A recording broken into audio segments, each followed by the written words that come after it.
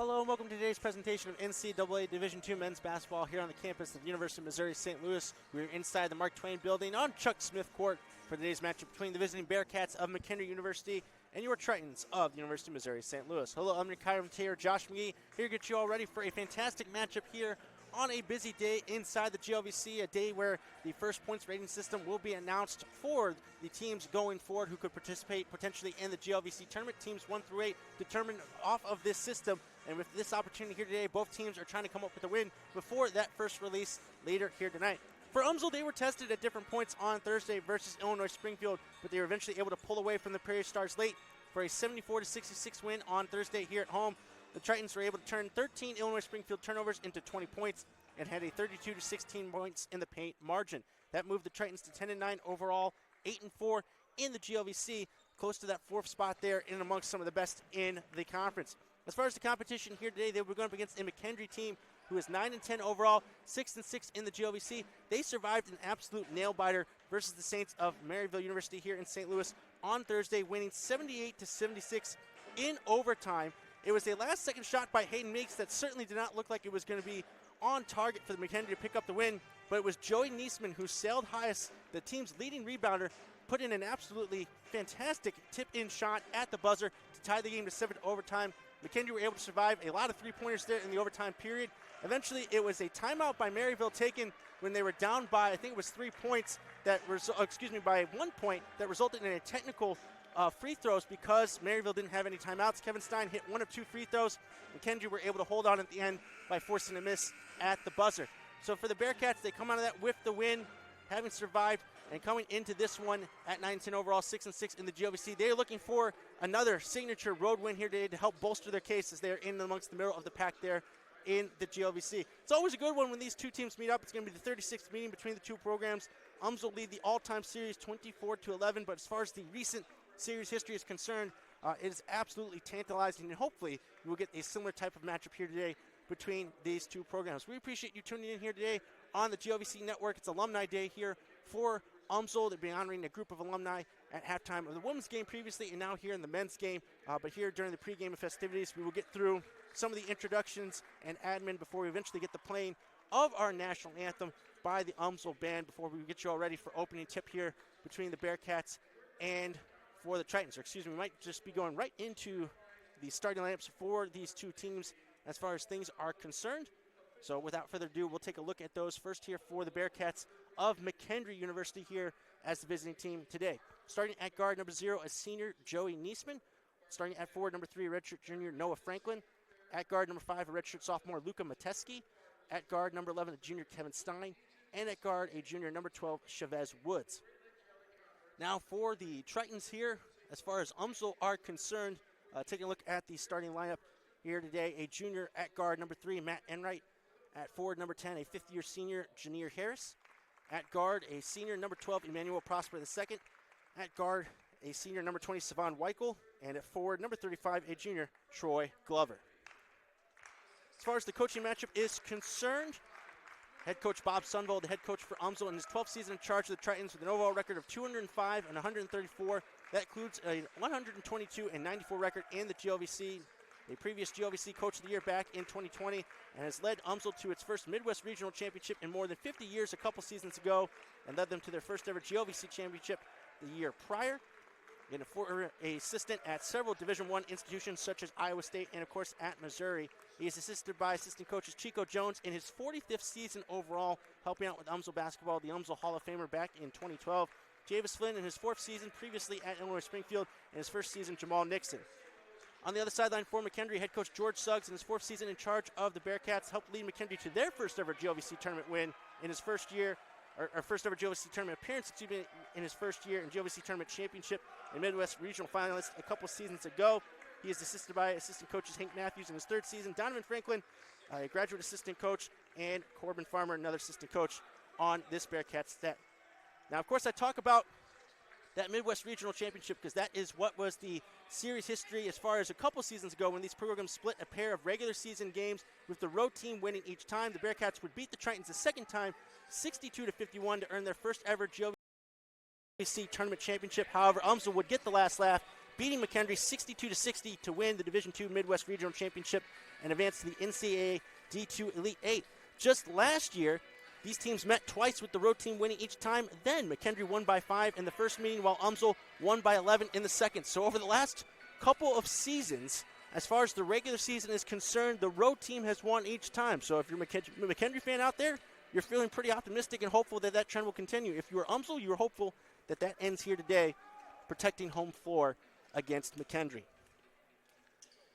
Tritons will come out in the gray and red. McKendree will come out in the black and purple.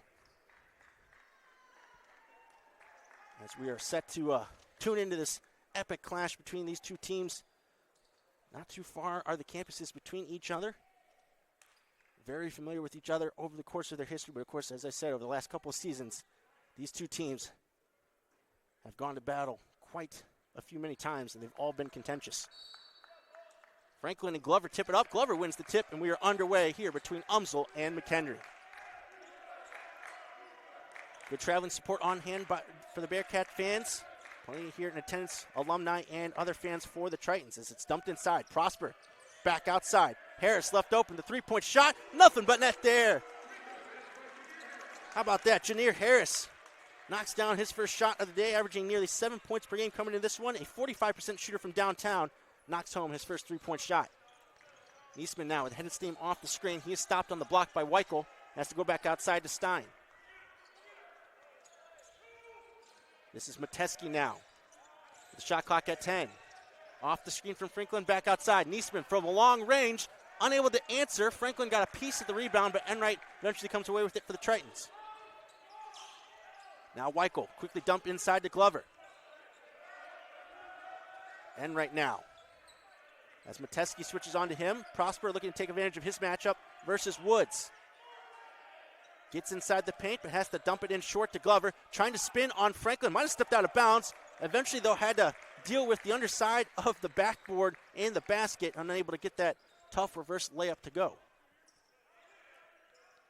Glover had his hands full on Thursday going up against the likes of Weber and Esker from Illinois Springfield. As Niesman from the corner, that one in and out. So he's 0 for 2 from three-point range to begin the game. Niesman has come up clutch twice this year for McKendree to send games to overtime. He did so with a three-pointer a very long time ago, a game at Rockhurst, which eventually McKendree won. Prosper again likes the matchup versus Woods, who puts both forearms into him, and that will elicit the whistle from the official for the first foul of the game against Woods. Prosper had a great game on Thursday versus Illinois Springfield, 19 points.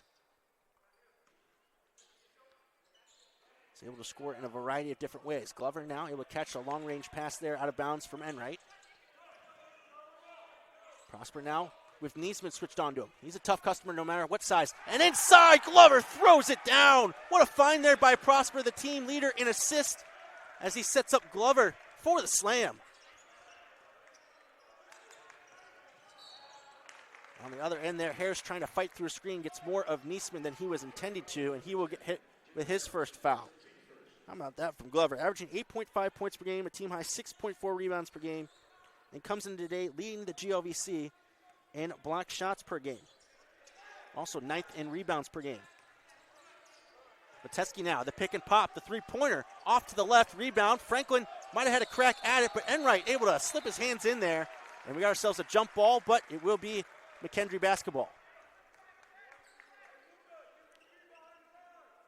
This is a McKendree team that comes in today third worst in the GLVC as far as rebounding margin is concerned, with a -4 differential. So something the Bearcats know they're going to have to deal with there, but able to get another possession off the jump ball. Stein now in the lane, couple of spins. Beautiful floater there from Stein, the team leader in points per game with 15.5 coming into today.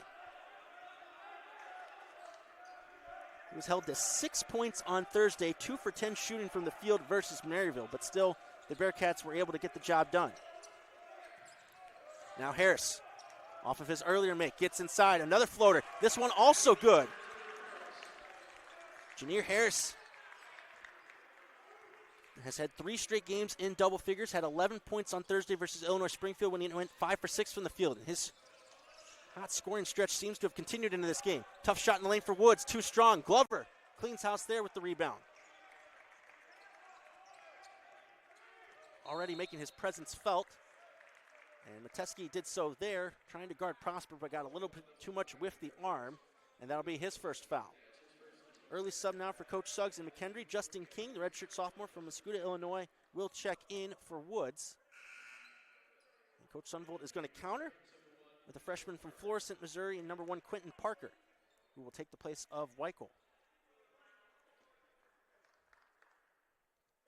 So both number 1s on their respective rosters as far as jersey numbers are concerned into the game for either team.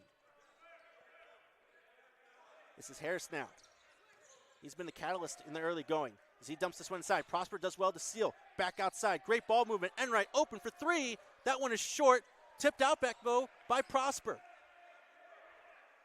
Wasn't in a great position for the rebound, but still was able to find a way to deflect that one out back to a teammate. And the pass to inside Glover was deflected out by Franklin. It will remain UMSL basketball with 12 on the shot clock.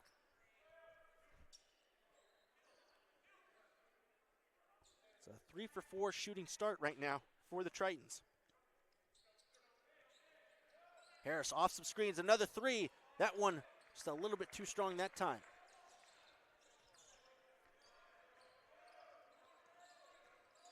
Niesman now with Enright on him. Great cut that time. Great presence, though, inside as it was Glover. Might have gotten a piece of it. At the very least, put off that attempt there by King, who had a beat on that backdoor cut.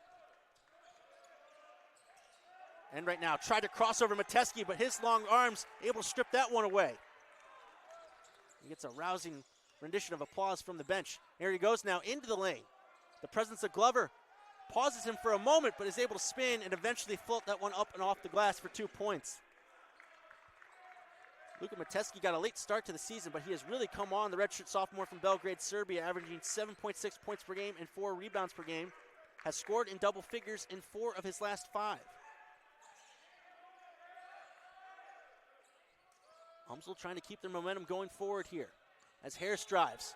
And before he puts up the reverse layup, he stepped out of bounds, and it will be a turnover. We've heard our first immediate timeout. Good action here early on. It is 7-4 in favor of the home side in UMSL. We'll take a short break, and we'll be right back here on the GLVC Sports Network. Balance. It isn't just essential in your sport. It's essential in life, especially college life.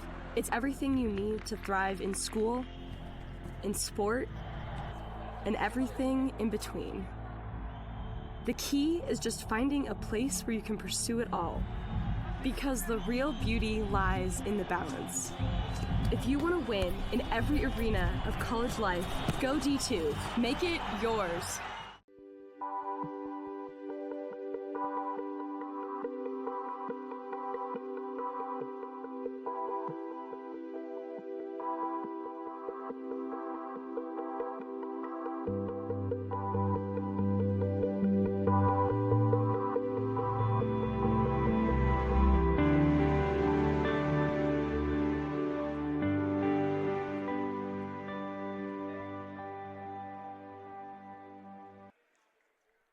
Welcome back, folks, inside the Mark Twain building. UMSL with an early 7-4 lead on McKendree, who are 0 for 3 from three-point range, considering that they are 5th in the GLVC coming today, shooting 36.5% as a team from downtown while averaging 9.2 per game. But so far, UMSL have done a good job of shutting things down from that area of the court.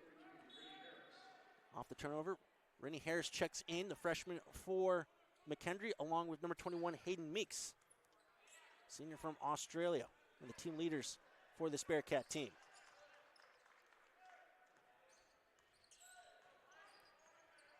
Harris now delays the screen there from Meeks. Metesky now on the drive, cut off by the end by Prosper. Shot clock's down to 10.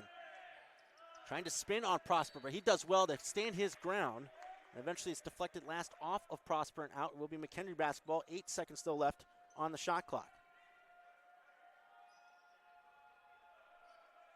As it will be the freshman Harris who will take this one out of bounds. Stein now off the screen, fires immediately from the corner. It's nothing but net, and finally McKendree have themselves a long-range effort.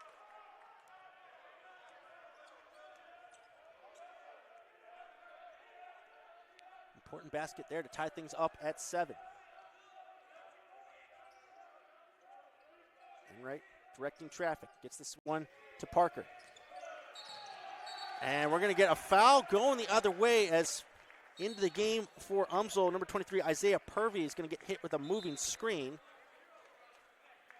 And that will be a turnover on the part of UMSL. And actually, it looks as though the referees are going to look at this for any additional punishment as far as the contact in the lane. And McKendree knocking down their first three-pointer, now up to 3 for 8 from the field. UMSL are 3 for 6. Well, folks, as we said, busy day in the GLVC. As far as these matchups are concerned, we'll try to keep track of as many as we possibly can on a day where the points ranking system for the GLVC tournament will come out. A lot of good matchups here today. Quincy versus Rockhurst in Kansas City, tipping off an hour before the rest of the games here this afternoon.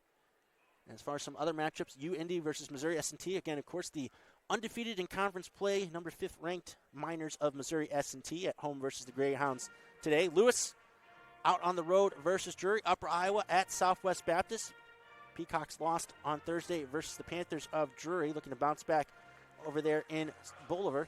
Now Illinois Springfield versus Lincoln, and Truman State versus William Jewell. Some of the other matchups here as far as things are concerned today. Doesn't seem like many of these games have tipped off quite just yet. So as far as scores are concerned, we'll have to wait and see how things shape up.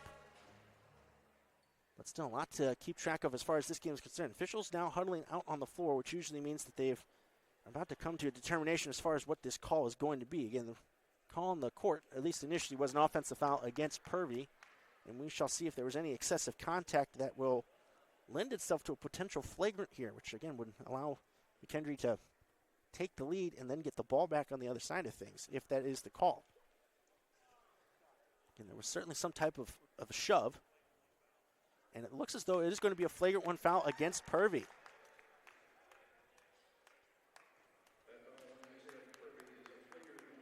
So it will be a flagrant one against Purvey, and it will put Stein at the line for McKendree. Certainly a less pressurized situation when he found himself shooting with nobody around him as far as free throws were concerned, as he tried to close things out in that game on Thursday versus Maryville as he knocks down the first free throw there. He went 1 for 2 from the line, and there was still some seconds on the clock for the Saints to win the game with a three-pointer, but McKendree were able to shut things down at the end to clinch that win. And it's a similar deja vu moment. He goes 1 for 2 at the line this time around, but still will give the Bearcats a 1-point lead. And that one score able to get up. Quincy Hawks right now up by 10 with the second half about to begin over there in Kansas City. So that would be a little bit of an upset there against the Hawks. Metesky now in the lane, spins, but he's cut off once again by Prosper. Now Stein squeezes a pass inside, finds an open Metesky for 2. Kevin Stein, not just the leading scorer for McKendree, he's also got a team-high 72 assists coming into today, which is good for 3.8 per game. Adds another one to his total there. Actually 6th in the conference in assists per game. Parker now off the shot fake. Gets a better look this time around. From the wing, too strong. Rebound by King.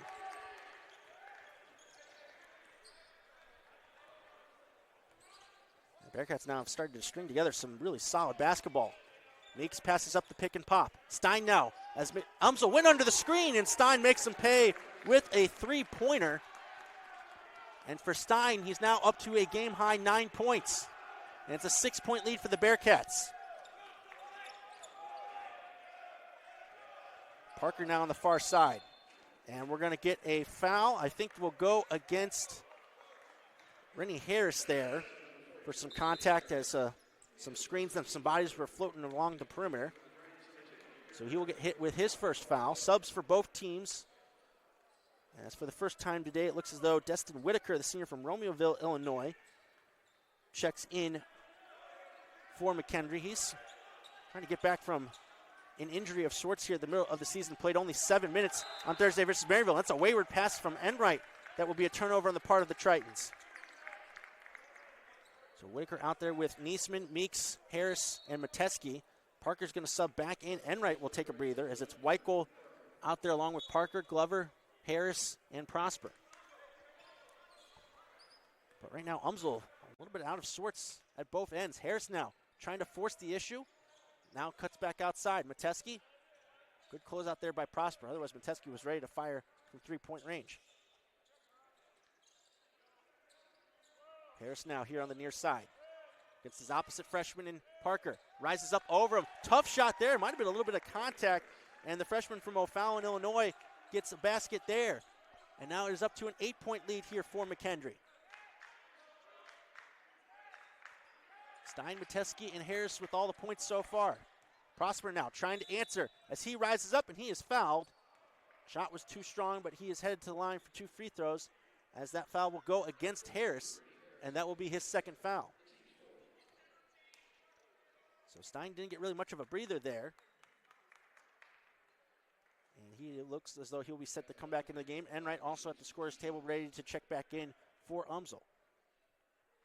Daniel Prosper out of Miami, Florida, the senior, averaging 11.7 points per game and 3.9 rebounds per game. Knocks down the first free throw there, a 72% shooter. And Stein and Enright are in for Harris and Parker respectively. Prosper, career had 25 points a few games ago versus Missouri S&T. He went 9 for 11 from the line in that game. So a very capable free throw shooter, and he makes me look good by knocking down both free throws. It's going to take a little bit more than that for UMSL to chip away here at this lead that McKendree have been able to build up as the Bearcats starting to get things rolling. Right on cue, though. Right idea by Metesky, but at the last second, Niesman was hoping that he'd stay in the corner, but he went with the cut, and it will be a turnover on the part of the Bearcats. Just a slight miscommunication there between the two.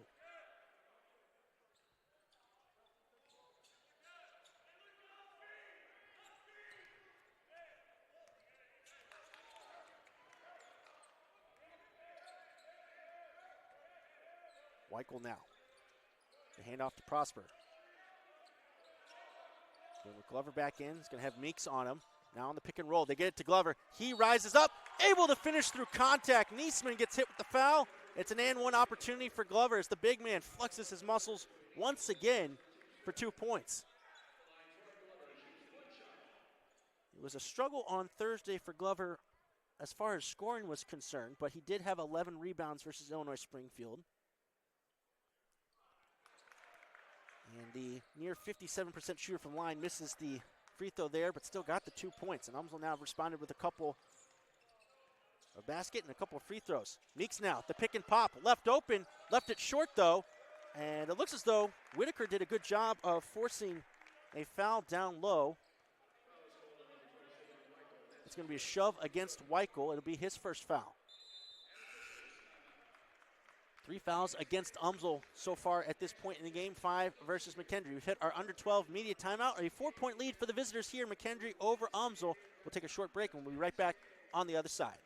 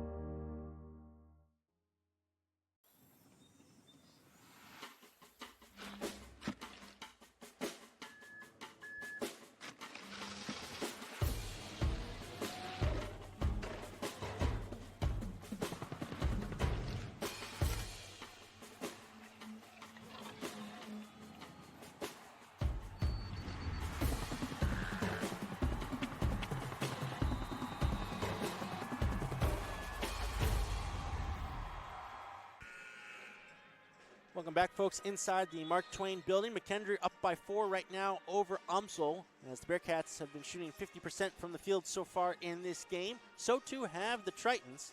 Each team has hit 1 3-pointer. Both teams with 5 rebounds. McKendree with only 1 turnover, though. UMSL have been guilty of 4. You can really point that out as what has been holding UMSL back so far to this point in this game. Niesman looking to get the ball back in. Meeks able to fade to the 3-point line. His shot also short. Rebound collected by Glover. Meeks comes in this one shooting 38% from 3-point range, so it's not like he can't knock those down. And as Prosper was trying to get past Meeks, he dribbles it off his foot, and it will be McKendree basketball.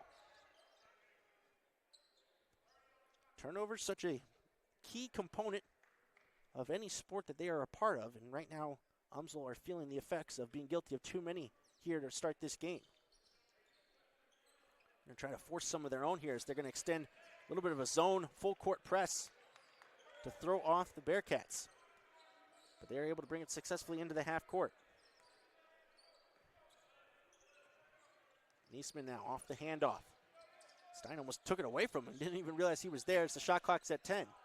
King now gets this one to Whitaker. Thought about attacking baseline. Good job by Prosper. Niesman on the low block. Has to put it up. At the last second, he does. Off to the right. Glover gets the rebound. That's a great possession there for the Tritons defensively. And right now, utilizing the screen from Glover. Prosper now. That pass just out of his reach. Tries to save it, but unable to do so. And right now, McKendree are equal, if not more, up to the task physically right against the Tritons as they force another turnover as Noah Franklin checks back in for Meeks.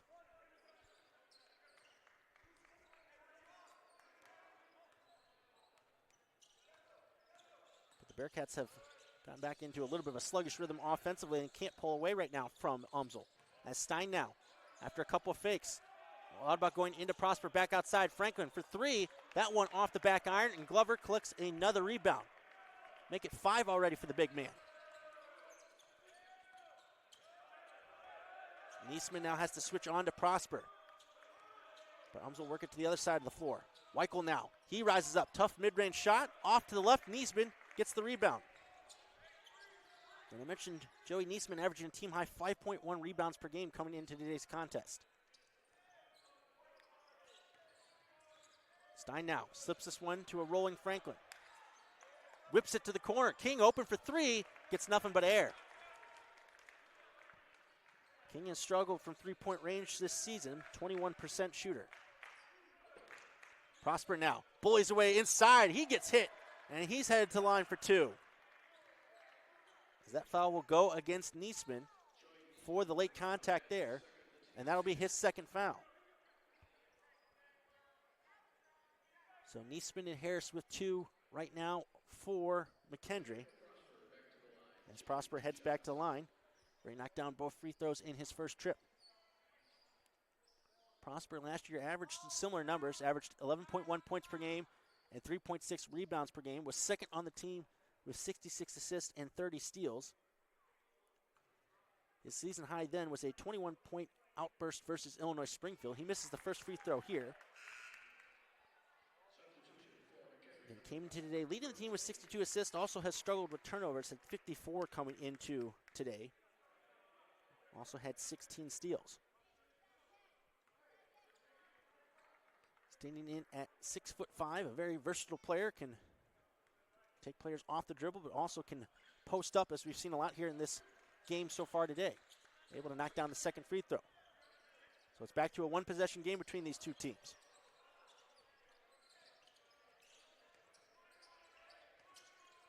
Stein now.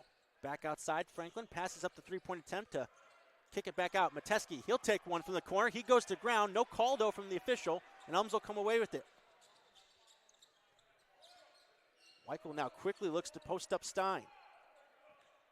Whitaker doing all he can to help out. Prosper didn't like the look from three there. Now he'll fire. A little bit deeper now. His shot, though, is short. Long rebound. Stein catches up to it first. Mateski now cuts into the lane. Bearcats able to break things down. Whitaker for three, able to get it to go. Destin Whitaker, despite the time missed, still comes into today second in the GLVC in three-point percentage as a near 52% shooter from beyond the arc.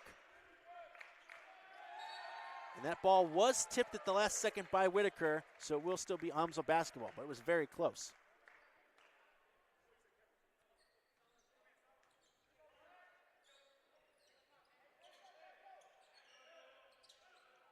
And right now, he's been quiet so far in this game, as he doesn't have a point on just one shot attempt. Now there's going to be a tie-up down low, as Glover was trying to take advantage of a size mismatch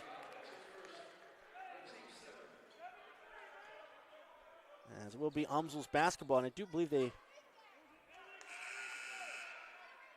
get the ball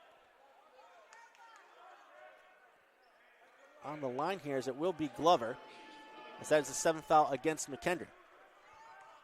Glover missed his only free throw attempt earlier, trying to complete a three-point play, but knocks that one down.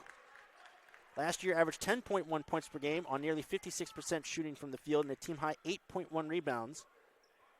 And led the team with 49 blocks while also adding 25 steals and had 9 double-doubles. Doesn't get the roll there on the second attempt.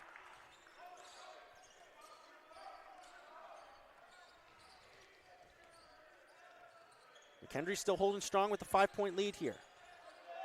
Whitaker now. Nice shot fake there. A wide open three, and it's nothing but net there. As Whitaker probably in some form asked where Weichel was on that blow by as he picks up his second three-pointer. Trying to stay within striking distance as Harris now back outside to Weichel. He'll rise up. Three-point shot. It's good. What a response there by the senior in Weichel. A near 33% shooter from long range. He's got 10 games of 2 or more threes this season. But that is his first three-pointer of the game here today. Some spacing issues here for the Bearcats. Stein now tries to kick it out to Whitaker, who was a little bit too close, and Stein fires it off his fingertips and out for a turnover. We've hit our under 8 media timeout. Bearcats still enjoying a 5-point lead over UMSL. We'll be right back here shortly on the GLVC Sports Network. Reaching the greatest heights requires more. Be empowered. Be equipped. Be ready for more than you thought possible at the University of Missouri St. Louis.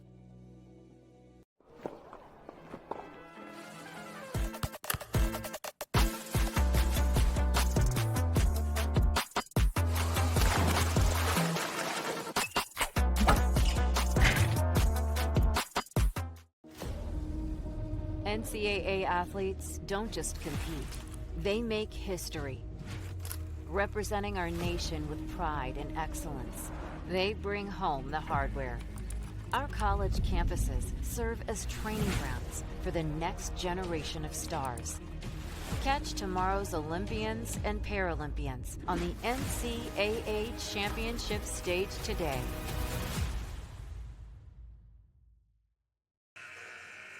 .746 left to go here in the first half between McKendree and UMSL. It's been a fun one so far between these two teams, as McKendree are up by 5. They are 4 for 12 from downtown, whereas UMSL are 2 for 6. Tritons are a +2 on the boards, but guilty of 6 turnovers versus just 2 for McKendree, who are being led right now by Kevin Stein, who has not missed a shot from the field. He's 3 for 3 overall, 2 for 2 from downtown with a game-high 9 points. UMSL right now are getting 5 points from Troy Glover and 5 from Janier Harris to lead the way. But one of the players who has been held scoreless so far in this game, many players have been held scoreless to be honest, but Matt Enright only with 1 attempt so far. Prosper has been very active. He'll whip one to the corner. Open three-point shot. It's Harris who knocks it down off the feed from Prosper. And that is a big-time shot, much needed that time by the home team.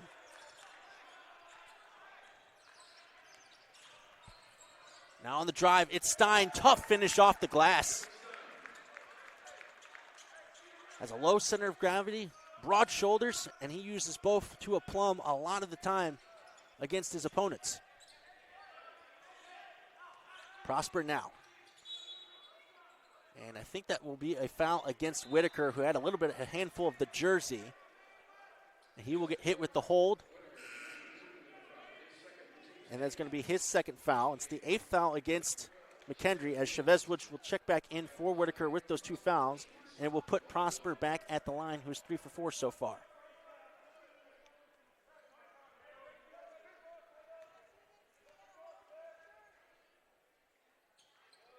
And he misses the front end of the 1-on-1, and Meeks collects the rebound for McKendree. So right now, UMSL are 4 for 8 from the line.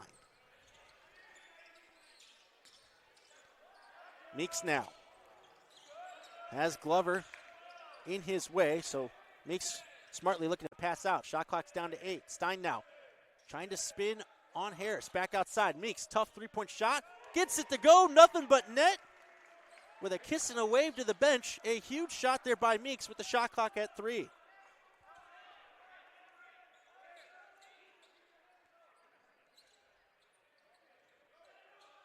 Trent's at the other end trying to keep up with McKendree. And right now has been held in check. Gets inside. Tough floater shot. Gets it to go. It was a really tough start on Thursday, three-point shooting-wise for Enright, but what really got him going was he was finishing more times than not in the lane, and that's how he picks up his first points here today. So we'll see if that will get top scorer on this UMSL team going. Kevin Stein needs no invitation to get going as he knocks down another three-pointer, and the man continues to be prolific offensively so far in this game for McKendree, as he is now, I believe, a perfect 5 for 5 from the field, 3 for 3 from downtown. And right now, trying to round Metesky. Tough task. As the shot clock's at 10. What a spin move there. Had everybody fooled, basically a Houdini of sorts. And he gets the 2 points there. Maybe Victor Wembanyama could recover and block that shot. Otherwise, everybody else would be absolutely fueled with that type of a spin move by Enright. Stein now. And he draws the foul against Weichel as he'll be guilty of a hold. It'll be the 4th foul against UMSL, but it will be the 2nd against Weichel. 5:08 left to go in this first half. Again, UMSL shooting free throws the rest of the way. McKendree have some work to do in that regard, but have been able to pick up points in a lot of ways. Stein, again, finally misses a shot, but it's rebounded by Metesky, but he loses it on the follow-up, and then it's eventually ripped away by the Tritons. Prosper now, trying to go right at Stein. Back outside, though. Harris, again, the three-pointer, it's good. How about Janeer Harris? He's now 3 for 4 from downtown, and he's now up to 11 points to lead the way for the Tritons. Both these teams shooting 40% or better from three-point range. Stein now. The pick and pop. Meeks again, the three-pointer. Short rebound. Again, it's Glover.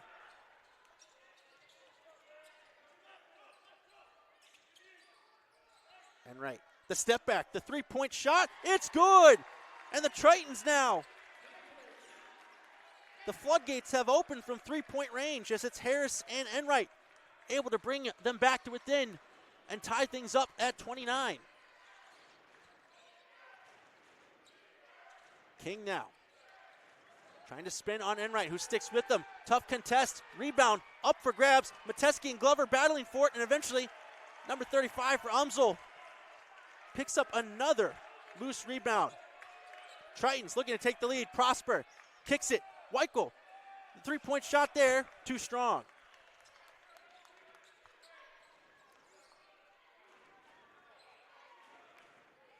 Crowd starting to come alive here inside the Mark Twain building. Waiting our last media timeout as King is stopped by Enright. Stein now, back outside. Meeks, the pick and pop again. Just skirts off the front of the rim, and it's Glover who will pick up his 8th rebound so far in this game. Might be able to put up a crooked number when it's all said and done. He sets the screen for Enright. Inside, Glover does well. It's another jam for the big man. And Glover's got his bench all fired up as it's a timeout taken by McKendree. We'll extend to our media timeout as UMSL have come all the way back to take the lead by a score of 31-29. We're going to take a short break. We'll be right back for the rest of the first half on the other side. Don't go away. There's a place just south of where the rivers collide, where the unknown makes us thrive. Map makers, peacemakers, generations of explorers. They navigated, they risked, they rose, embracing a spirit of discovery, of land and sea and space, and yes, more. That is who we are. We are more than the gateway to the West. We are the gateway to the future, to your future. Find more at the University of Missouri St. Louis. In a partnership with Blue Frame Technology, you can now watch your favorite Great Lakes Valley Conference sports on the new GLVC Sports Network Apple TV app. Easily tune in to live broadcasts or search through thousands of archived broadcasts. Have an older Apple TV? You can still watch on your TV by going to AirPlay on your iOS device and choosing Apple TV. Begin watching your broadcast now on the new GLVCSN app, available in the app. Alrighty, folks, welcome back on the GLVC Sports Network. UMSL have retaken lead with 2:51 left to go in the first half, up 31-29. Troy Glover with 7 points and already 8 rebounds. He just had a season high of 11 boards over the course of the entire game versus Illinois Springfield. He almost has that here in the first half. Janier Harris leading the way with 11 points on 3 for 4 shooting from three-point range. As Matt Enright has also gotten going, had 0 points only a few minutes ago, now up to 7. As he has hit his last 3 shots, including 1 3-pointer.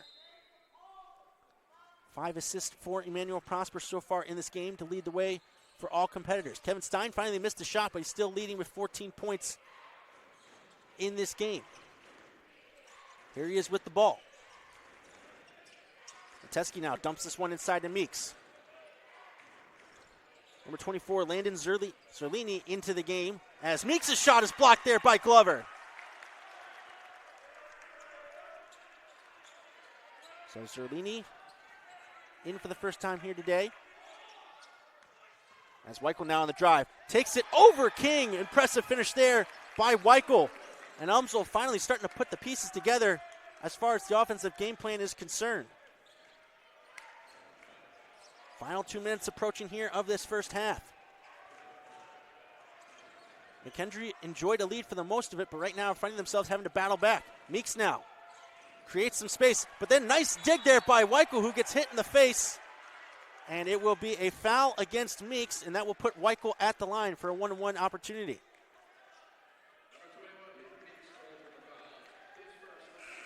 Just a common foul. Nothing malicious in that at all. And UMSL will be happy to take the free throws here. So that's the first foul against Meeks, the 9th of the half against McKendree. Savon Weichel, senior from Tennessee, averaging nearly 11 points per game, 4.1 rebounds per game. Last year averaged just a shade under 10 points per game. Had a season high of 19 points to end the regular season versus Lewis as he knocks down the first free throw there. A near 85% shooter from the charity stripe coming into this one.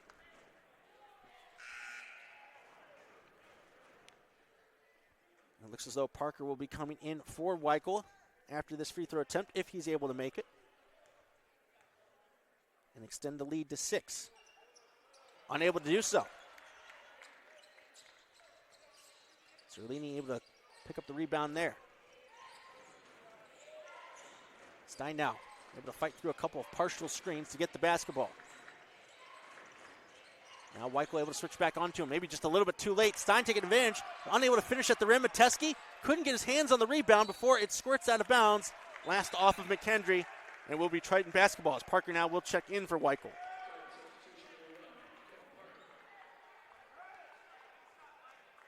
Bearcats doing well at this point as far as the battle of the boards is concerned. They're within 1 of UMSL. Just couldn't come up with the offensive board that time through Metesky.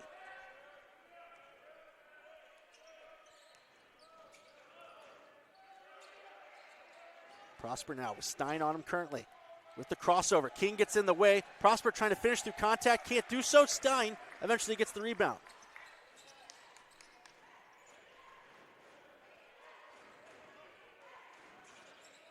It was a tough situation for King to be in, but he did absolutely well to put off that shot from Prosper without fouling.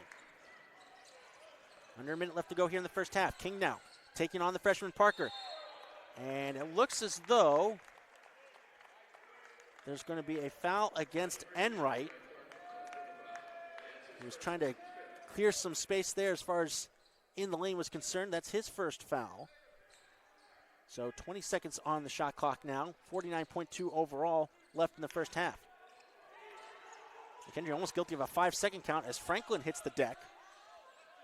And he gets up to set a screen for Stein. With Glover now switched on to him. Parker able to switch back, though. Back outside. Metesky open. 3-point shot. He goes to ground again on the shot. No call on that attempt as well.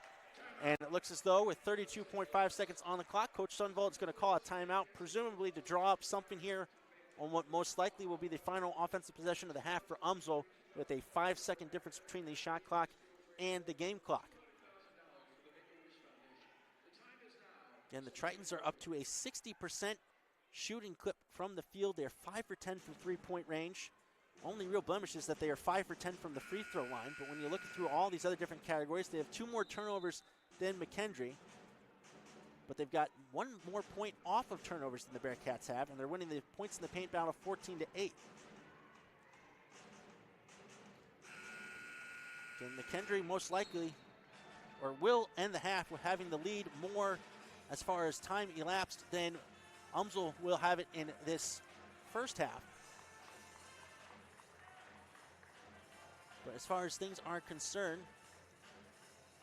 it was 29-26, and then it was the Tritons who really kind of started to get things going here. When you think about it as far as from that perspective, it has been an 8-0 run by UMSL to close things out here late on in the first half.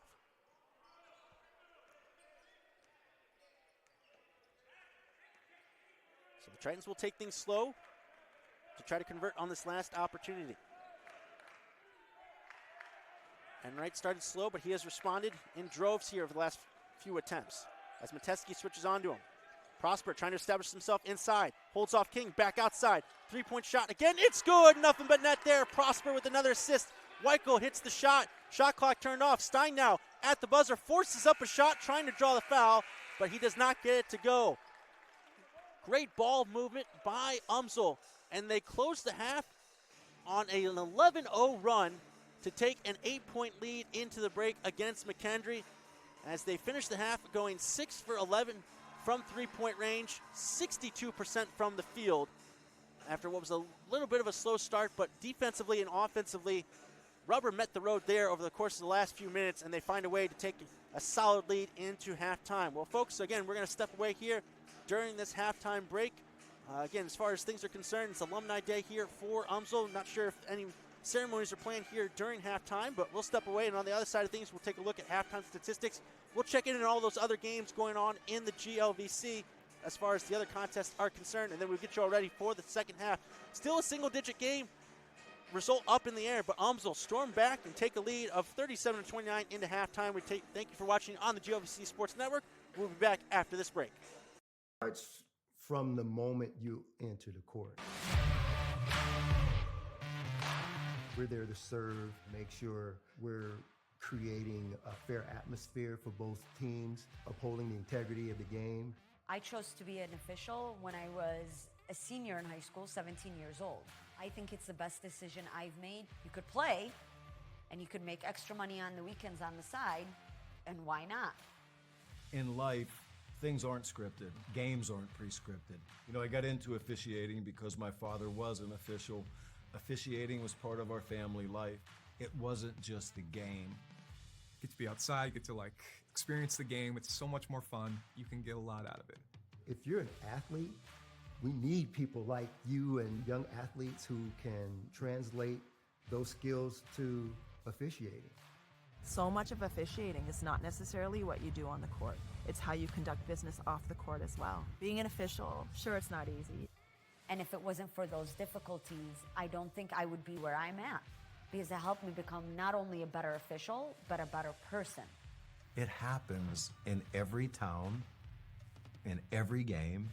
We never have a perfect game, but the rewards always outweigh the negativities. And it's just been wonderful.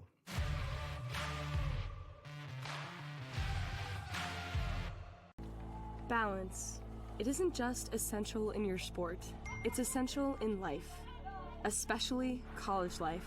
It's everything you need to thrive in school, in sport, and everything in between.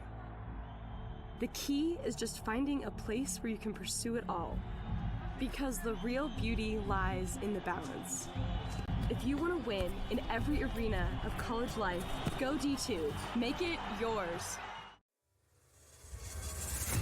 Play with great love. They play with great passion today.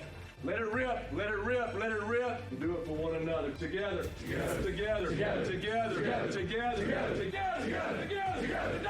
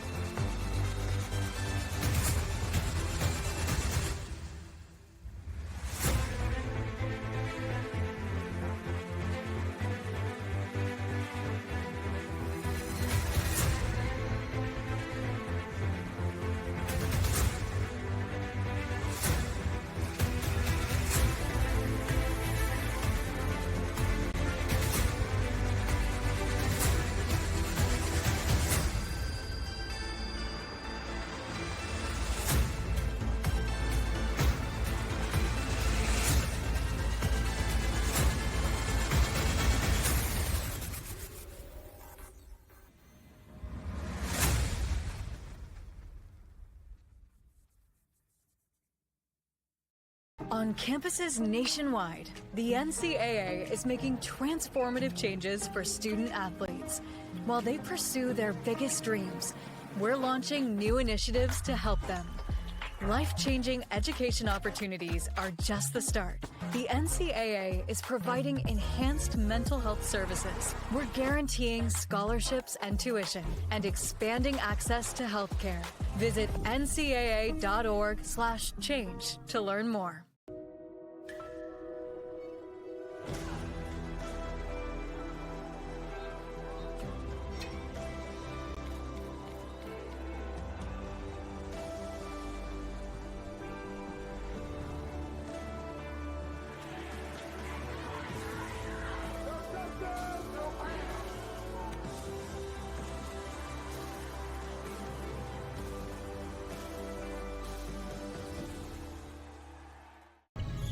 That's a timeout on betting. It completely changed the game, and you didn't even notice. Let me break it down for you. Betting ads are applying full court pressure and getting you to play the game. Many of you are falling for it and losing big money. Addiction is happening in some more than others. Now players are getting harassed by bettors. And we all know that's not how the game is won. So it's on us to be good teammates and draw the line to stay ahead of betting consequences. If you're not here for Fandom 101, you're in the wrong class. Here, we learn the fundamentals of fanology, the basics of bringing the noise, and the physics of bringing it out. Your path to fan mastery begins here. It's all part of the curriculum. The NCAA championships. Attendance is encouraged. Passion is mandatory. Buy your seats today at ncaa.com/tickets. Class dismissed.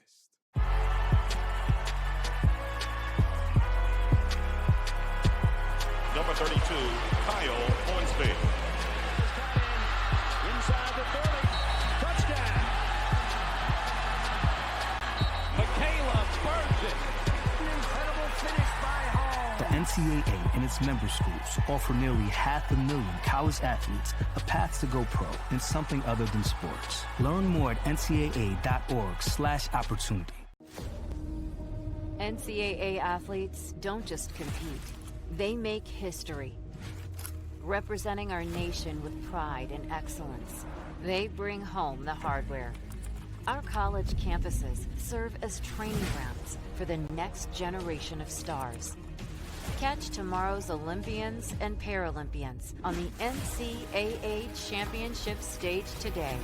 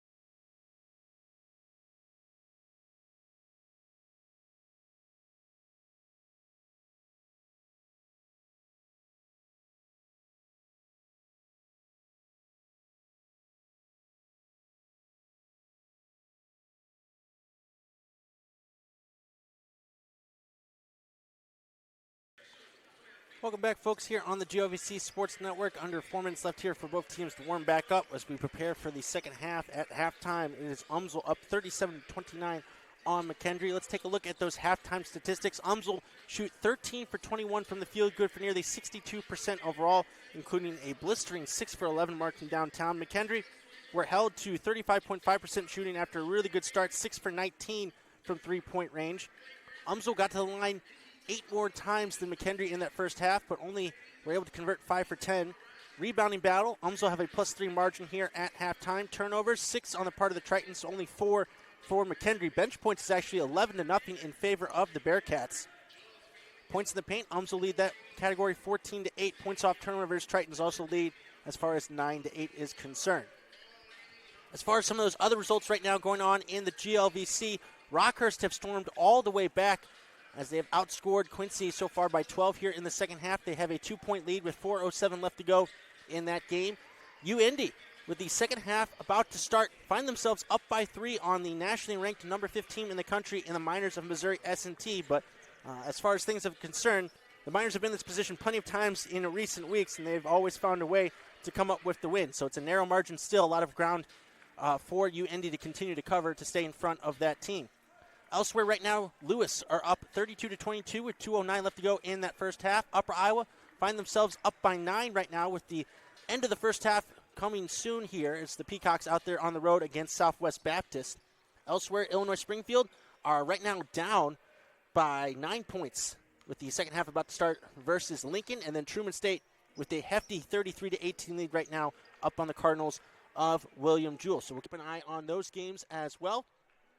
Big day in the conference, of course, with the first points ranking system coming out here in just a little while after all of these games conclude. Of course, that will also happen on the women's side of things. Still a lot of season left to go. I mean, it's a full month of games still on the docket in a conference where, again, Missouri S&T have established themselves maybe as the favorite, but after that, the margin between everybody else in the conference is slim to none. Every given night, somebody's going to get knocked off. So as far as things are concerned, this first release of the rankings is not going to be too much of detriment to as far as where things will finish. But you'd rather be in than out, of course. So that is what both these teams are expecting, obviously, regardless of the result here today. But for McKendree, big opportunity to pick up a win on the road against one of the top teams in the conference. UMSL trying to pick up a solid win here at home against a team there in the middle of the pack would still be worth some points as far as things are concerned. So still a lot left to determine here in this game. And Kevin Stein leading the way across all competitors with 14 points, went 5 for 8 from the field there in that first half, 3 for 5 from downtown. And it was Janier Harris who led the way with 13 points, also hit 3 threes there in that first half on the part of UMSL. 9 rebounds already for Troy Glover, 6 assists already for Prosper. He's working on maybe a season high. If he can get his scoring going, potentially could have himself a double-double there with points and assists. Glover's got 7 points to go with those 9 rebounds. Also has 2 blocks in this game, which if you look at his career numbers, now up to 89 career blocks, which is still second most in program history. He's going to have a whale of a final stretch of the season to catch the program leader there as far as blocks is concerned, Rodney Hawthorne, with 128 across his career for UMSL. Both teams back out on the floor. Tritons will start with the basketball, and we are back underway between UMSL and McKendree. The road team has won the last 4 matchups in the regular season between these two teams. Prosper, great move, couldn't finish, but Glover able to clean things up on the other side of the glass, and he's now up to 9 points and 9 rebounds in this game.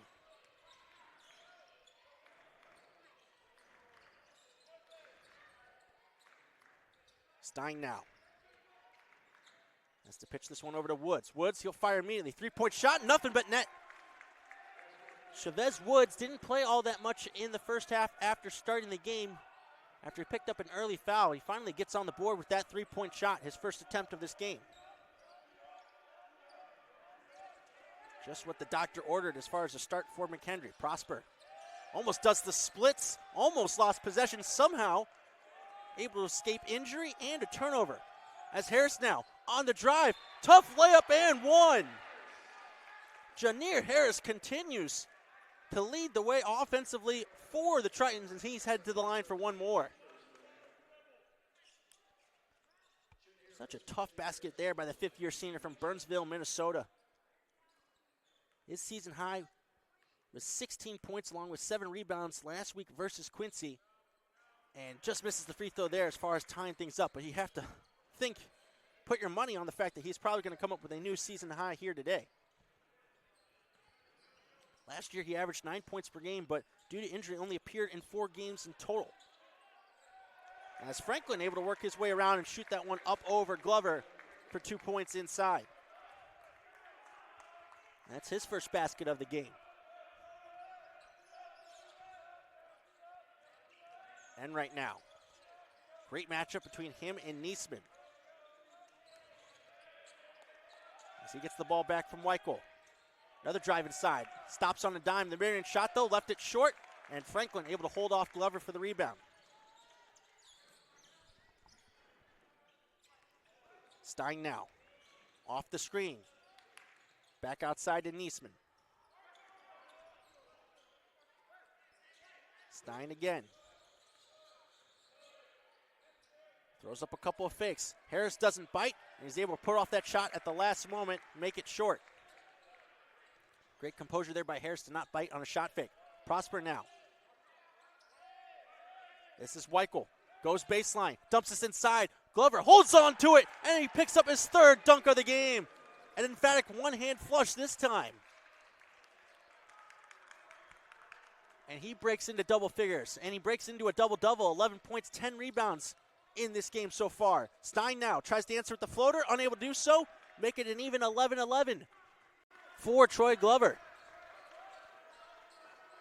No need to make a wish. He's already got himself a really good game. Harris off the shot fake. Prosper gets this one to Weichel. Inside, bounce pass inside. Guess who again? Glover right now owning the paint on both ends for the Tritons. Niesman now. Alarm bell is starting to go off if you're McKendree at the moment. Franklin tries to take it right into Glover. They're going to hit him with the blocking foul. Very close. I think Glover lost the benefit of the doubt as far as moving his feet is concerned. He will pick up his first foul. And I believe that they called it on the floor, so it will eventually be McKendree basketball, but they're looking to wipe up some perspiration there after they collision, as Franklin and Glover both went to ground. Umsel's going to take this time to send Purvey back into the game. Remember, had a flagrant foul there in the first half. So something to keep track of as he re-enters the game, the freshman from St. Louis.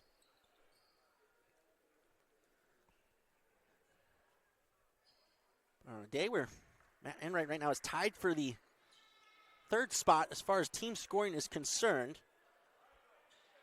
You told that to Umsel fans to start the game, they'd be maybe a little bit nervous, but as far as things are concerned, it's Harris and Glover who are having one of their best games this season for the home team. Niesman now throws a couple spins, a couple jabs, a couple fakes, and eventually gets the look he wanted against Enright for 2 points. I don't think Crafty even begins to cover Joey Niesman in his game, what he brings to the table as a senior for McKendree. Prosper baseline drive, finds someone inside. That was Purvey, misses the first attempt, rips away the board. It's now surrounded by black and purple, back outside. Enright, three-pointer, nothing but net. It's all coming together for Umsel right now as they have gotten themselves out to a 12-point lead here early in the second half. Enright knocks down his second three-pointer of the game. Woods now, off the fake.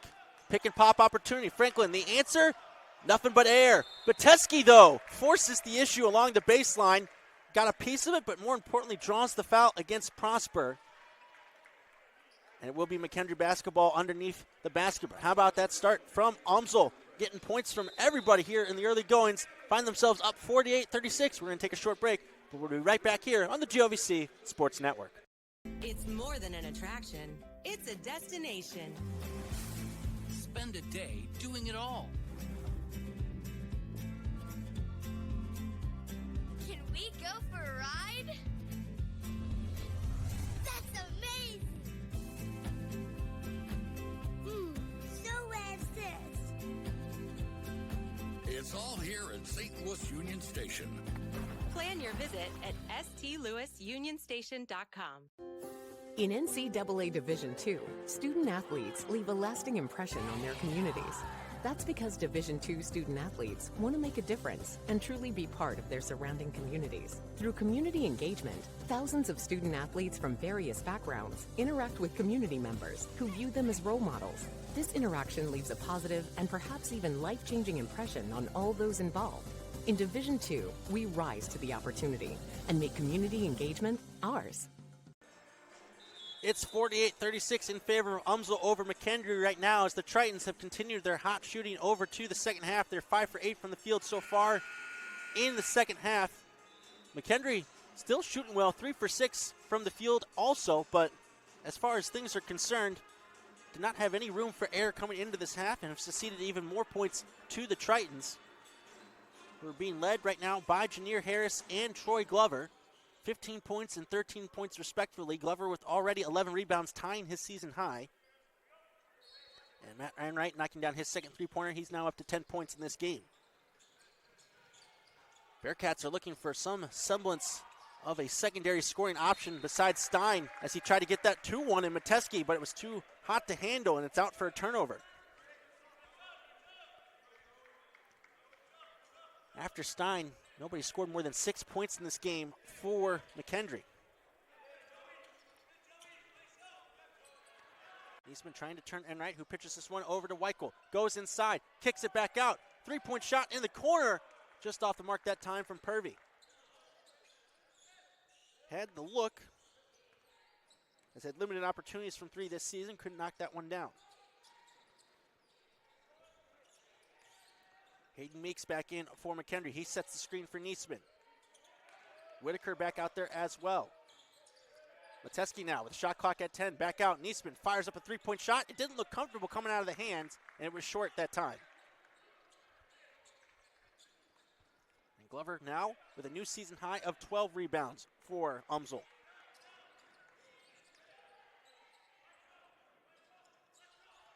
Sets the screen for Weichel. He rises up. Mid-range shot. Short. Rebound right back to him. Enright now. Open. 3-point shot. It's good.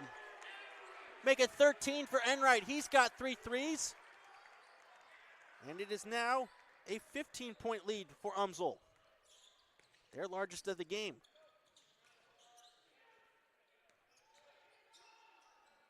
Stein now with Harris all over him. Can't shake him. Back outside to Whitaker. He'll fire a 3-point shot. Nothing but net there. Destin Whitaker keeps McKendree in it. He's 3 for 3 from downtown. So maybe he'll develop into a little bit more of an aggressive offensive figure considering he's got the hot hand. Harris now with some space to work with going up against Stein. Backs him into the lane, rises up. Too strong though on the attempt.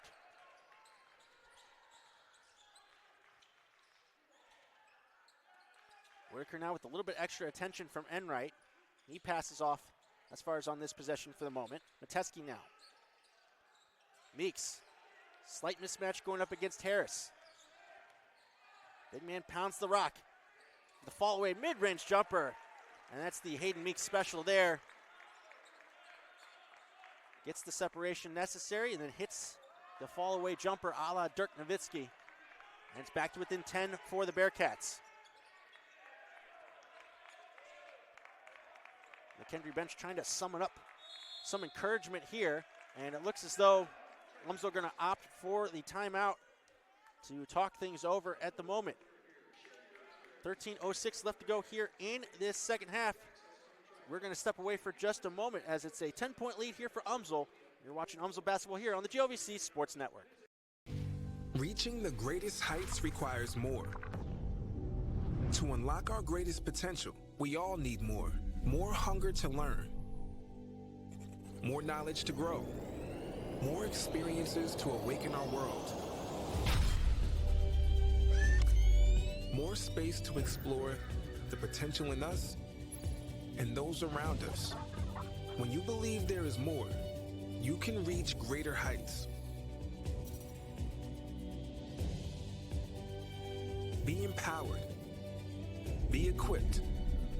Be ready for more than you thought possible at the University of Missouri St. Louis.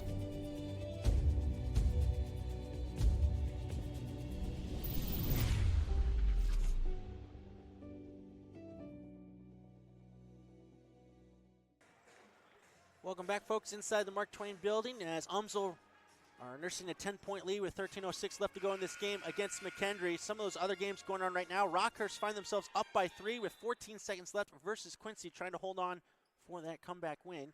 UIndy now down by 4 with 15 minutes left to go in that game versus Missouri S&T. Lewis up by 13 at the half versus Drury. Upper Iowa find themselves up by 9 with the start of the second half looming here. And then Lincoln up by 13 with the second half underway versus Illinois Springfield. Truman State in the second half find themselves only up by 6 now against William Jewell, who have outscored them 13-4 to start the second half. As action resumes here between UMSL and McKendree.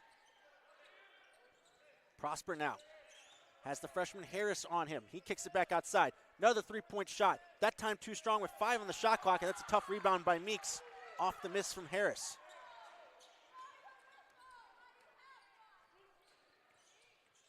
Whitaker falls down, trying to get through a couple of different screens as Meeks now faces up, got Glover in the air, but Glover able to recover. Meeks, though, a bounce pass inside. Not sure how much he did that on purpose, but it worked out brilliantly, and Harris picks up the 2 points.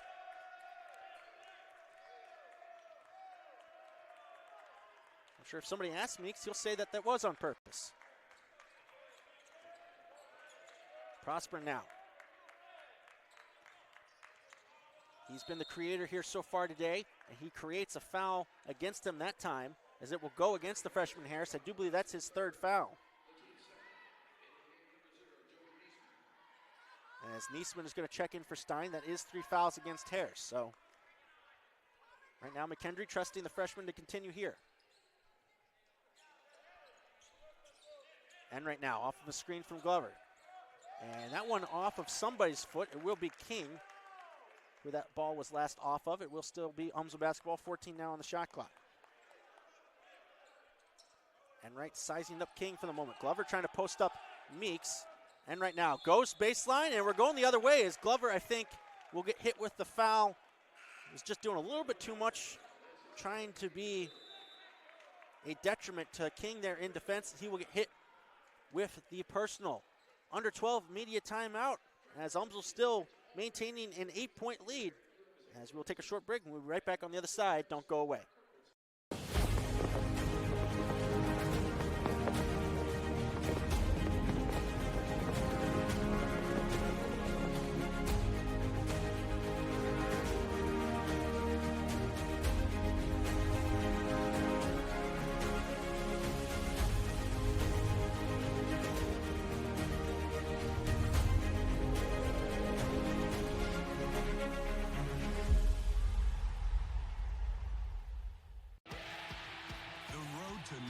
Championships runs through NCAA.com. And whether you follow one college team or all of them, it's never been easier to get the content you want all in one place. With live broadcasts of multiple championships across all divisions, with exclusive access. Turn this music on, we still dancing. And highlights for every single championship. Stay in the game all season long with NCAA.com, the home of college sports. Welcome back on the GOVC Sports Network as UMSL are up 51-43 right now, currently against McKendree. Last foul went against Troy Glover. That is his 2nd foul. He's got 2, and Wycliffe got 2. On the other side, Whitaker and Niesman each with 2, 3 now for Harris, who remains there out on the floor along with Whitaker, Meeks, King, and Niesman. Here is Harris. As it was Janier Harris who was able to cut him off on that drive. Niesman now trying to go all the way to the rack. Is that a goaltend? And they are going to count the basket. Took a little bit. They might eventually look at it. Are they going to choose to look at it now? As it looks as though from my vantage point, Niesman did get that one up off the glass in time. In which case that would be a goaltend. For right now, they're going to count the basket, and that looks as though that might be one they go back and review. And for right now, the score is cut to 6. So Niesman at the moment with his 2nd basket of the game. Prosper now with his back to the basket. Hands this one off for Harris. And right now, with a lot of speed, nice pass inside. The extra pass, and making it another slam for Glover. I think Prosper's set him up for all 4 of his slams today. But it was the extra pass there. Prosper could have taken the 2 points, but he's able to pass that one off to Glover. Prosper now up to 7 assists in this game. And that might have been the prettiest of the bunch yet. Whitaker now off the screen from Meeks. Has to pitch it over to Niesman. Shot clock down to 10 as Meeks starts to back down Glover. Help side defense. Enright got a piece of it, but tips it right in the hands of Niesman. King now. Shot clock at 3. Puts up the floater. Good job there by King. Shot clock was winding down, but he ends up getting a very good look at the basket, and he converts. So back and forth we go. Both teams are hitting each other with some jabs at the moment. Each looking for the knockout blow. Cut by Weichel, and he rises up and finishes. Great find there by Enright. Some passing here today of the highest caliber from the Tritons.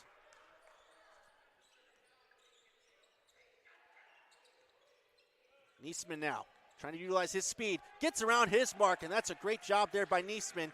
Used his speed and then low center of gravity go up and under Weichel for the 2 points. That's a good sign for McKendree if Niesman starts putting in some baskets. Averages 12.4 points per game. He's up to 6 now in this game. Under 10 minutes left to play. Prosper with a beautiful crossover. Back outside. Another extra pass. This time it's Enright who delivers it back down to Prosper. Down to 6. Prosper looking for an outlet. Glover has it. Gonna have to throw it up, but he lost the handle, and McKendree have it through Harris. It's him and King the other way. Harris rises up, left it short. Rebound collected by Harris. That being Janier Harris. Prosper now. Goes at Meeks, who stands his ground. Forces a miss. Glover's ripped from down low. Tough to keep up with the pace of this game. Both teams up and down. Finding ways to pick up some stops. And McKendree's starting to get a little bit of life here. Niesman cut off on the drive, back out. Meeks passes up again on a three-point shot. Niesman now switches on to Glover, trying to get past him again, but lost his footing there, and in the last moment gets hit with the travel prior to the pass. Metesky will check back in for Whitaker.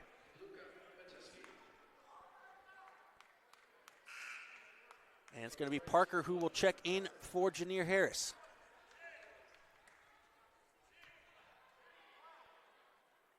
Prosper, amazingly enough, 0 for 4 from the field today. All 3 of his points at the line, but again, does have those 7 assists. Glover up to 15 points and 13 rebounds. His season high was 17 points last week versus Maryville, so he's 2 away from tying that. And right now, with King all over him, doesn't have room to breathe. Has to go back out. Prosper now. Shot clock's at 8. Niesman trying to cut him off. He is able to evade that. Gets all the way to the rim and finishes through Metesky.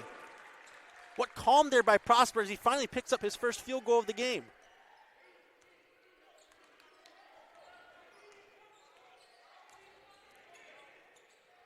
King now. Weichel beats him to the low block. Meeks now. He's going to put the ball on the floor for a while. Glover eventually gets to him, goes up for the hook shot, was looking for a foul, but Glover does well to put off the shot.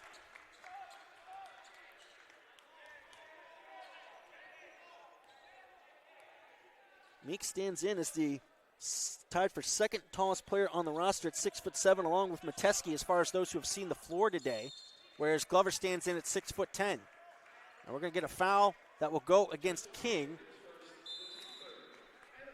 And that will be the third foul against McKendree here of this half. We've hit the under 8 media timeout.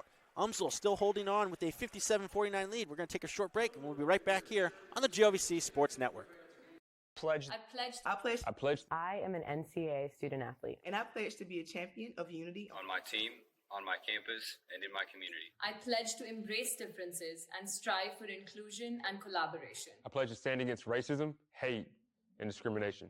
I pledge to strive for love, care, and forgiveness. I pledge to stand against silence, deceit, and obscurity. I pledge to strive for dialogue, truth, and understanding. I pledge to stand against fear and doubt. I pledge to strive for trust and belief in one another.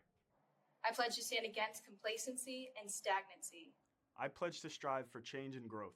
I commit to supporting my fellow student athletes in all circumstances that impact them. I commit to both choosing unity personally and encouraging it for all. I pledge these things because we are stronger together. United as one.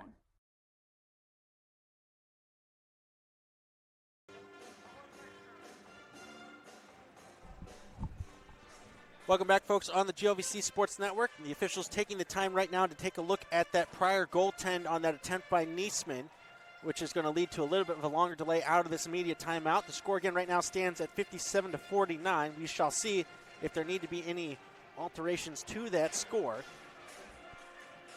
But speaking of Glover, 15 points, season high, 14 rebounds. He's 7 for 8 from the field. He's also got 2 blocks at the moment. As far as last year was concerned, had a season high of 20 points 2 times and then 15 rebounds 2 times, including in the GLVC tournament versus Upper Iowa. Might have a chance here to take a look at the play that is being currently reviewed at this time. As we go back and try to take a look at this replay here, as you can see, well, it's a lot closer than initially thought as far as things are concerned. Great job by our cameras to capture that one. That's a tough call for the officials to make. We'll see if there's enough evidence on the court. There is not. They will stick with the call as the 2 points does count. And that really might be the explanation as far as things are concerned, that it's just too close to call, and they went with a main basket on the floor. So the scoreline of 57-49 will stay as it is.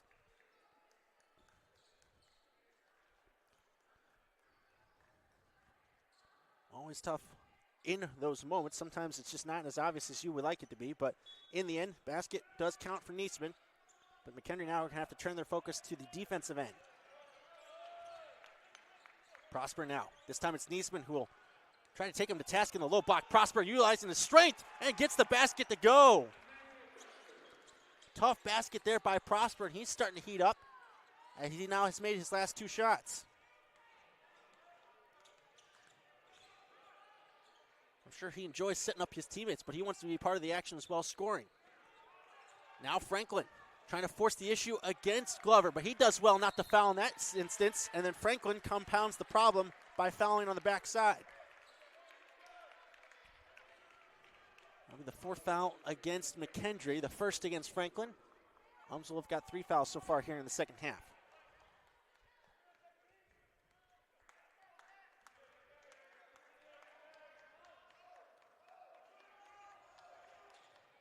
Enright gets the screen from Glover, but he'll opt to get this one to Prosper quickly. Parker out there on the floor as well, along with Weichel. And we got a quick whistle here as Mateski will get called for a couple forearms extended. And that'll be the 2nd against Mateski.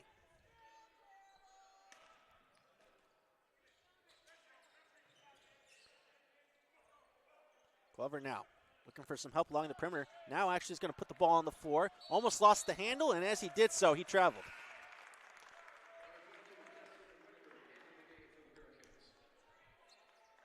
Tough situation there for Glover, but one that he probably wanted to avoid as far as putting the ball on the floor for that amount of time.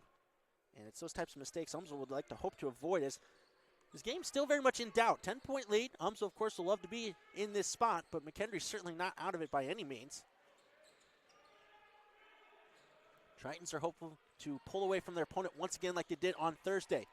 Franklin now passes up on the 3-pointer, and we're going to get simultaneous whistles. The officials looked at each other. One was pretty emphatic that was going to be a block against Glover, and that is what the call is in the end.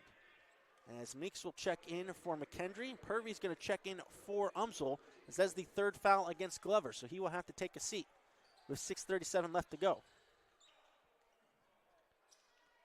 I don't think he'll have to spend too much time on the bench given where we're at in the game. But he has certainly been an advantage today for UMSL, so to have to sacrifice that here for a few minutes, we'll see how much of an impact it has. McKendree, of course, will be emboldened by that fact.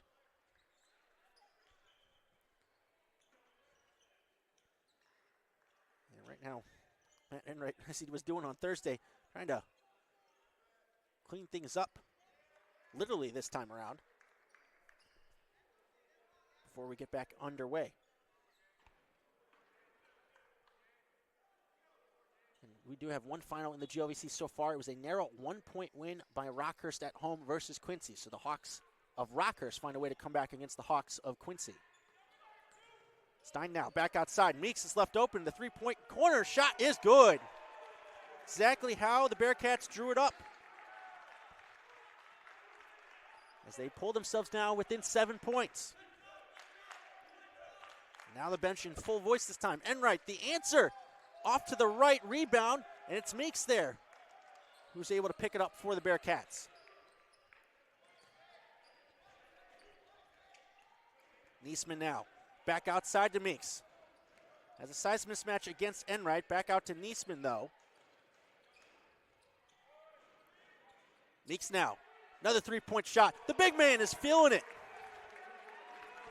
Hayden Meeks once again picks up the 3-pointer He's now 3 for 7 from downtown. He's second on the team with 11 points. And asked the question earlier, who's going to step up behind Stein as far as scoring is concerned? And McKendree are starting to get a couple of answers. Meeks being the biggest so far.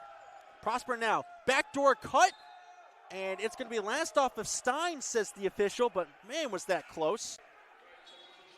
It was a bad pass there by Prosper, but lucky for him, it was off the foot of Stein last, but still only 11 seconds on the shot clock. Subs from both teams. As right now for Umsel, Enright, Weichel, Harris, Prosper, and Glover back in with those 3 fouls. Enright now, Meeks is able to close him down as the big man switches onto him. Enright, the step back three-pointer. It is short, and Niesman collects the rebound. Now McKendree have a chance to make this a one-possession game as Niesman is bumped, and he will draw the foul there on Prosper. Both teams now with 5 fouls against them here in the second half. That's the second against Prosper. That's a tough matchup for anybody with the speed that Niesman possesses.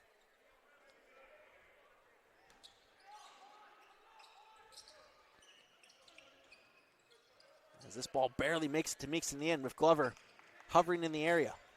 Now he switches on to Stein. Mateski now. Tries to drive on Harris. Has a little bit of a size mismatch. Tries to get that one outside. Glover able to pick that one off out of the air, and then he draws the foul going away against Stein. Troy Glover, 6'10", over a 7-foot wingspan.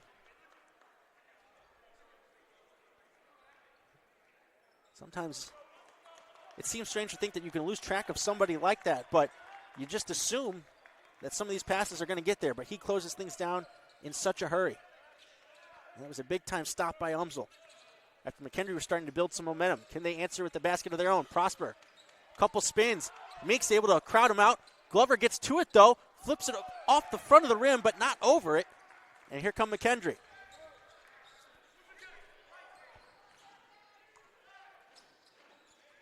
Meeks now. Glover will shift back in, but Meeks takes the shot before he can get settled, but misses. Rebound collected by Harris. And now the defense is starting to impose their will once again as we slowly approach our final media timeout. And we're going to get an offensive foul as Glover, he got baited into a shoving match with Meeks. And it's going to be the 4th foul against Glover for sure. And I do wonder if they're going to look at this. Was an elbow close to the face. And as far as things are concerned, it's going to be an official's timeout. Folks, we're going to step away for a brief moment, and we'll come back and see what the results of this review are as it's 59-55. Umsel will be right back here on the GLVC Sports. The legacy began in 1973. That was the year NCAA Division II was born. And since the very first day, our division has shaped generations of student athletes with a true sense of academics, athletics, and community. That is 5 decades of graduations, championships, teamwork, and personal development. 50 years of shaping student athletes into world-class leaders. NCAA Division II. Our division, our legacy.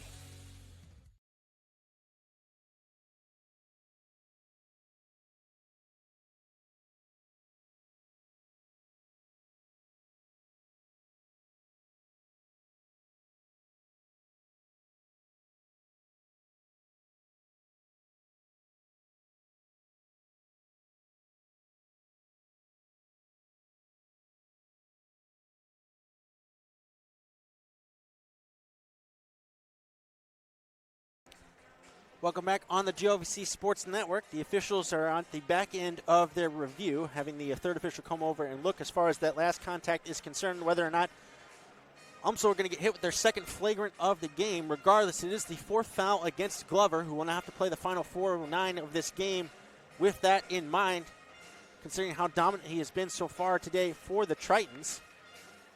I'm just trying to pay attention here as far as what the call is going to be. And I think the official again mouthed flagrant 1. So that would be the second flagrant of the game against Umsel.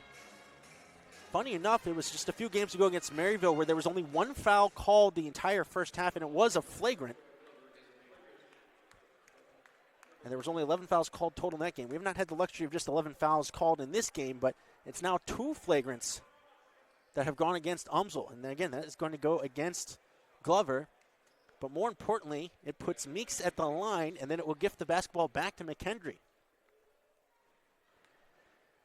Meeks coming into today a 62.5% shooter from the line. He knocks down the first one there. His first free throw attempt of the day is a good one.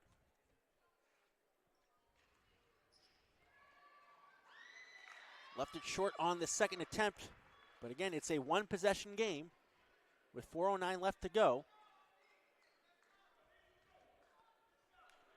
Quite a performance here today from the senior in Meeks. 12 points, 3 rebounds, 3 assists. As he joins Stein in double figures for McKendree. Here is Meeks once again. Stein now. Try to get past Harris, but he is cut off. Back outside. Meeks, the three-pointer. Nothing but net. It's Hayden Meeks once again who has tied this game up at 59. UMSL had the momentum. They had McKendree reeling, but they've given them all that space back here. Prosper misses at the rim, but it's knocked out of bounds last off of McKendree. And that will at least lead us here to the official under 4 media timeout, as it is a 10-2 run, or nope, excuse me. Again, they talked about that review being the media timeout, so they'll be right back out on the floor, I do believe, although the officials are going to have a discussion here as far as things are concerned.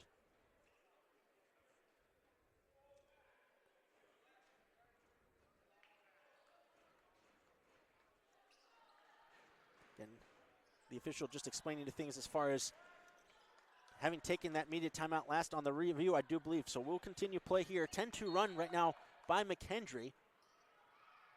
Have this game tied up at 59 all. Purvey out there right now along with Harris. This is Weichel now. Prosper the one trying to battle down low. This is a small lineup right now instituted by Coach Sundvald and UMSL. What a pass by Enright. Gets it inside. Weichel there with the shot fake, but he's headed to the line. Couldn't finish on the play, but still, it was a beautiful find there by Enright. It was a lofted pass, but it was on target. And that will put Weichel at the line, where so far here today, he is 1 for 2. As a hush falls over the crowd here inside of the Mark Twain building. Knocks down the first free throw.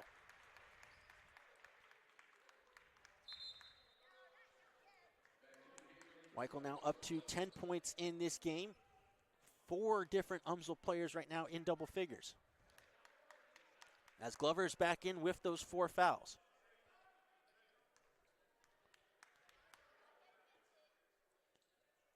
And Weichel knocks down both free throws. Very important there. Still a one-possession game, though. Always seems to be the case between these two teams. A long history of going up against each other, but the last few years have certainly been contentious. And again, I mentioned the last 4 regular season matchups, the road team has won. Stein now trying to shake Enright.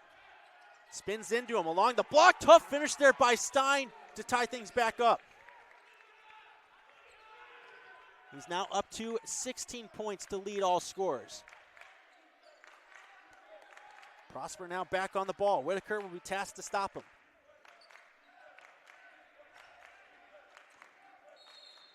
And Whitaker is going to get hit with the hand check foul out of the jump. And that will put Prosper at the line. It's going to be the 3rd foul against Whitaker, the 8th against McKendree. Again, 1-1 the rest of the way for the Tritons. McKendree just need 1 more foul to get to the bonus themselves. Prosper misses the first free throw, though. Mateski with a very important rebound.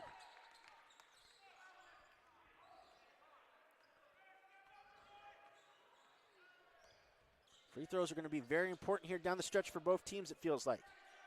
Stein now. Can't get Weichel off of him, who switches on to Niesman now. Niesman turns on the Jets, and he draws the foul against Weichel, and that will put Niesman at the line. So we have officially now entered into a free throw contest with both teams in the bonus. And that's the third foul, I do believe, against Weichel. Niesman coming into tonight, an 89% free throw shooter. Good for third in the conference in free throw percentage. So he knocks down the first there to give McKendree a lead.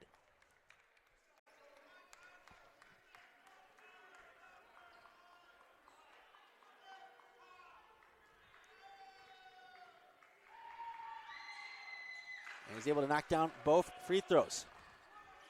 McKendree have led for under 30% of this game, just a shade over 10 minutes, but are back out in front now by 2. Glover now goes high-low with Prosper, who's got Whitaker on him, playing with 3 fouls. Prosper now picks up his dribble, able to scoot around, but he couldn't finish in the end, and Whitaker gets the rebound in addition to the stop. And for the Bearcats, it has to feel so good to have the services of Destin Whitaker back available here today full time, as he has made the most of his minutes.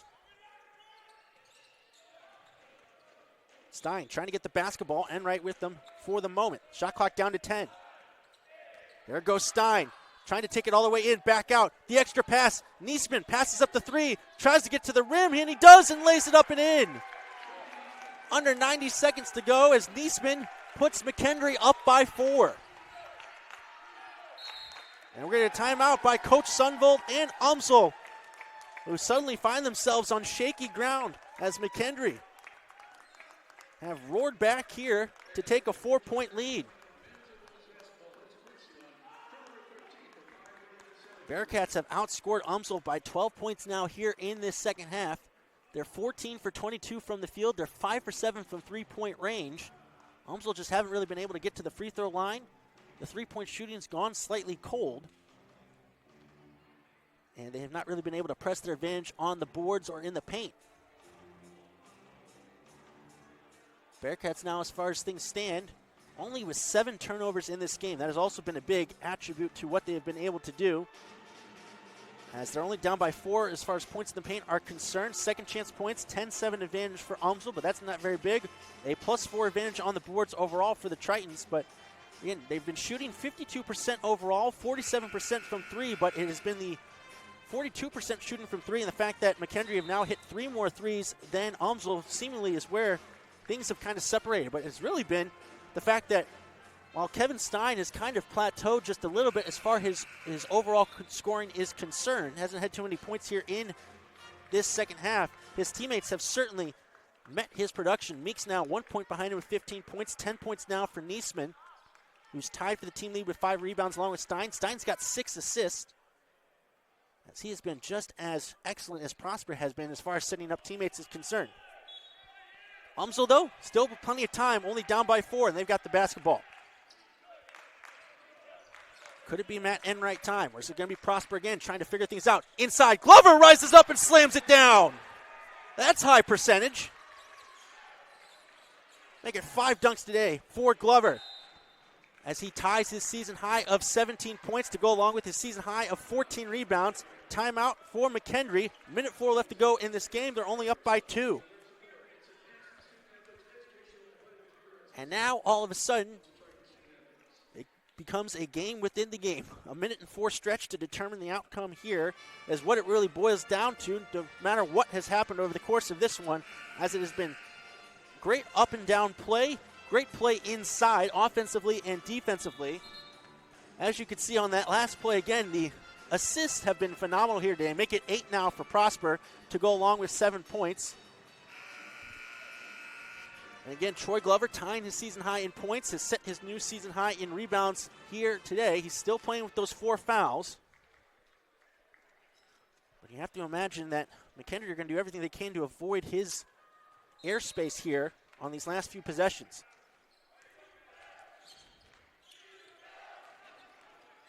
Niesman handling things here at the start.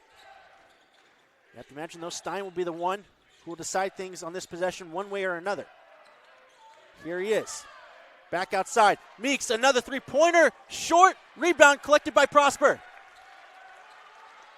Chance for UMSL to go 2 for 1 if they want it. But they've only got 10 seconds left really to deal with their, 20 seconds here.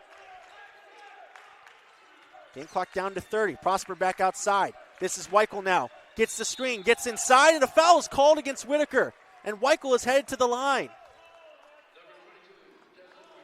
They're going to get Whitaker for his fourth foul via a hold. And Savon Weichel, who comes in today shooting nearly 85% from the line. He's 3 for 4 on the afternoon, has a chance to tie things up. And the shot clock will be turned off, so presumably McKendree will have an opportunity here to take the last shot of this game. As Weichel, clutch free throw there, knocks it down, but it's going to need the other one.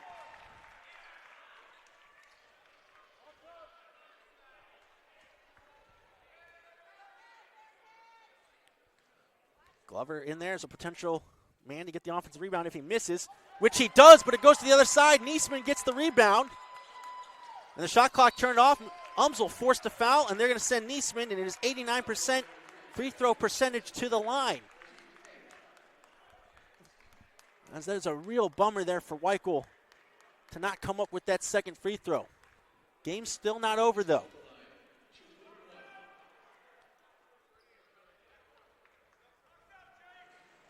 Niesman so far went perfect, 2 for 2, and his only other trip to the line. And he's going to get the shooter's roll. It stayed up there, it seemed to be like for a minute. A wry smile by the senior to the bench. Well, it always seems like that first one is the toughest one to make, but Weichel just showed you sometimes it can be the second. And Niesman able to knock down both, and that really could be the difference in the game. Plenty of time, though, for UMSL, but they're going to need 3 points. Shot clock is off. Enright's got 3 3-pointers today. Weichel's got 2, but they go quickly inside, and Prosper is able to connect to extend the game.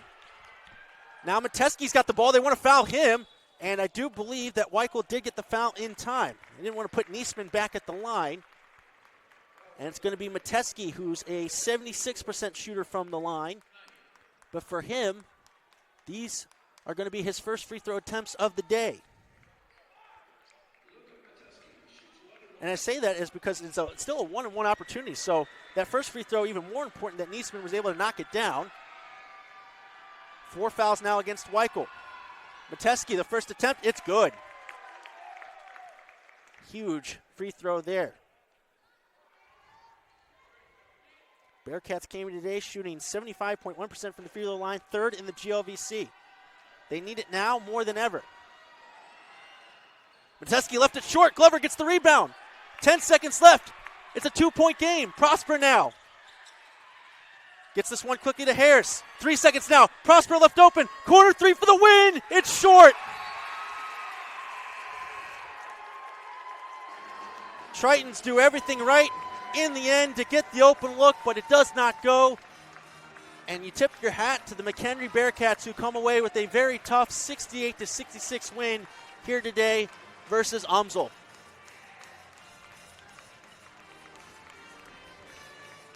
What an amazing contest between these two teams. A heartbreaking end was coming for one of them, and in the end it is UMSL who see their lead slip away at the very end here to these Bearcats. The road team continues to win in this matchup. It continues to be close, and somehow, someway, McKendree are going to come out of St. Louis with 2 narrow one-possession, 2-point games.